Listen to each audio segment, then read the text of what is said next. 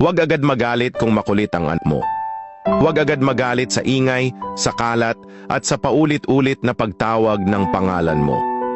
Dahil darating ang araw, lahat ng ito'y magiging alaala na lang. Yung batang ayaw kumain kung wala ka. Yung iyakin na gusto'y lagi mo siyang karga, yung kulang ka sa tulog dahil sa paulit-ulit na pag-iyak. Balang araw, titigil ang lahat ng yan. Tatahimik ang bahay. Malinis na palagi ang sahig. Maayos na palagi ang kama. Wala nang sumisigaw ng mama o papa sa gitna ng gabi.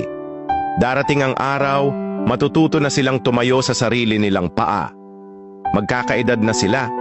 Mag-iiba na ang takbo ng oras at bubuo na rin sila ng sarili nilang mundo, ng sariling pamilya.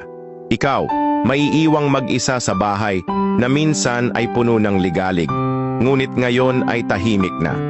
Kaya habang bata pa sila, habang nandyan pa sila't ikaw pa ang takbuhan at superhero nila, damhin mo ang bawat ingay, mahalin mo ang bawat kalat, palampasin mo ang bawat kakulitan.